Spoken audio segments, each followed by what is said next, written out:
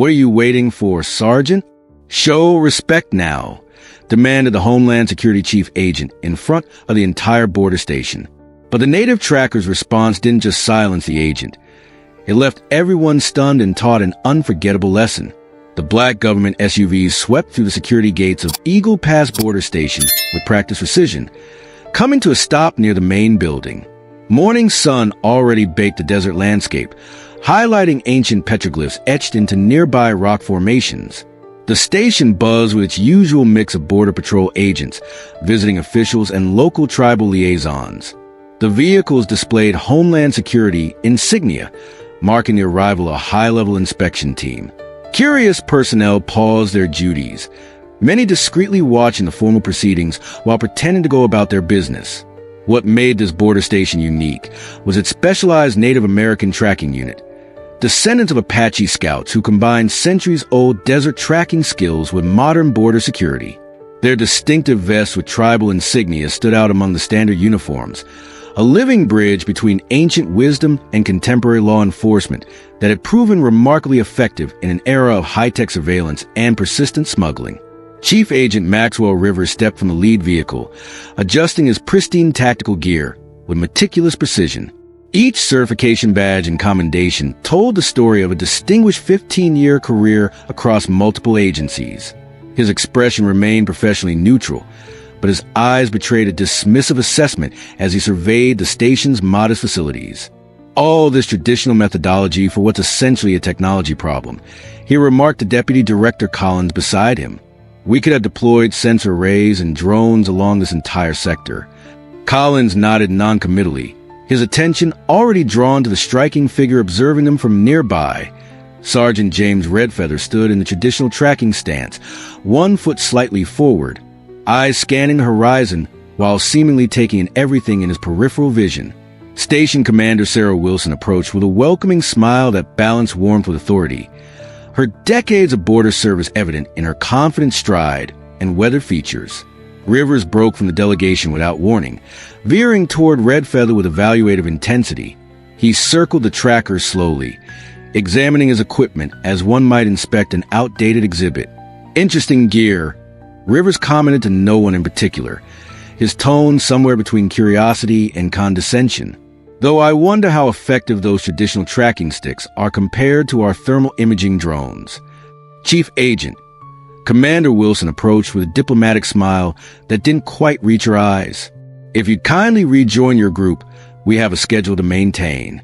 As the delegation toured the station grounds, Rivers remained distracted, his attention repeatedly drawn to the native tracker's position at strategic points. Tell me, Rivers interrupted Wilson's explanation about recent apprehensions, these trackers, they're primarily for community relations, right? For the optics. Before Wilson could respond, Rivers turned to his colleagues. It's like having museum displays in uniform. Back in Washington, we're deploying AI recognition systems. Director Martinez, the senior Homeland official, frowned slightly. The native tracking unit has a highest success rate in the Southwest sector, Maxwell. They combine traditional knowledge with modern intelligence. Rivers raised an eyebrow. Seems inefficient to rely on pre-technological methods when we're facing sophisticated cartels. Captain Luis Ortega of the Border Patrol noticed Rivers gesturing toward Redfeather's position. Having worked alongside the tracking unit for 8 years, Ortega had developed an instinct for identifying potential conflicts before they escalated. What Rivers couldn't know was that Sergeant James Redfeather had been specifically selected for today's duty because of his exceptional reputation and judgment. Just 3 months prior, Redfeather had tracked a missing family for 27 hours across 60 miles of treacherous desert terrain after flash floods had rendered satellite imagery useless. That rescue had earned him a commendation from the governor, though he'd accepted it with characteristic humility. I served with the tracking unit in the Sonoran operations, offered Agent Parker, accompanying the group, some of the most effective field operatives I've encountered. Rivers gave Parker a skeptical look. No disrespect to traditional skills, but there's a difference between folklore and modern security.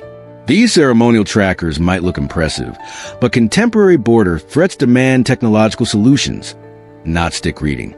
We'll take a moment to observe the western perimeter, Wilson announced, hoping to redirect attention. Instead, Rivers slipped away with practiced ease, moving purposefully toward Redfeather's position. Sergeant James Redfeather came from 7 generations of trackers. His grandfather had trained military special forces in desert survival, and James had expanded that legacy. His personnel file contained commendations from FBI, DEA, and Border Patrol commanders describing his abilities as extraordinary and irreplaceable. Last winter, when 3 children wandered from a camping site during a technology-crippling solar storm, it was Redfeather who noticed microscopic disturbances in the desert soil invisible to others. While drones had grounded and satellites scrambled, he followed tracks no one else could see, discovering the children sheltering in a cave 30 miles from where they'd disappeared. The Joint Chiefs Chairman had personally called to acknowledge that Redfeather's outdated methods had accomplished what billions in technology couldn't. These tracking techniques weren't theatrical performances, but living traditions refined over centuries for survival in one of Earth's most unforgiving environments. Traditions that modern instruments still couldn't fully replicate despite their sophistication. Rivers positioned himself directly in Redfeather's line of sight, deliberately interrupting his environmental scan. "Impressive concentration," he remarked, his tone suggesting it was anything but. "Though I wonder what tactical advantage comes from staring at dirt when satellite imaging could cover miles in seconds." A small group of station personnel had gathered nearby, sensing the unusual interaction. Most maintained respectful distance from trackers while working, but Rivers closed within arm's length, examining Redfeather with the critical eye of an evaluator finding fault with outdated equipment. "In Homeland Security, we train our agents to utilize cutting-edge technology, not prehistoric methods," Rivers continued, circling Redfeather slowly. "This reliance on traditional tracking might make good cultural outreach, but security effectiveness is measured by apprehension statistics. Wouldn't you agree?" Redfeather remained focused, giving no indication he'd heard the provocative comments. Chief Agent called Deputy Director Collins, who had noticed Rivers' absence. "The delegation is continuing their briefing."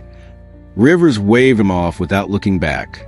"Just having a professional exchange with our traditional counterpart here." His emphasis on traditional carried unmistakable dismissiveness.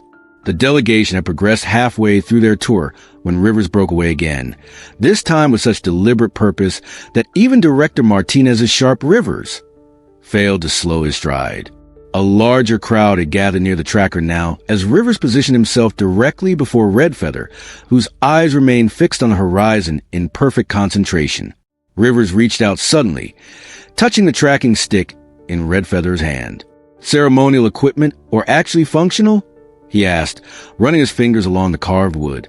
An audible murmur ran through the gathering crowd at this violation of well-known protocol. Rivers straightened to his full height, assuming a formal posture.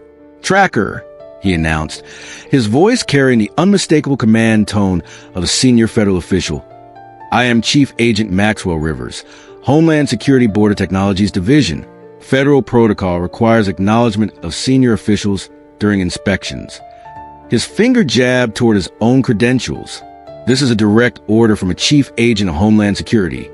Show proper respect now."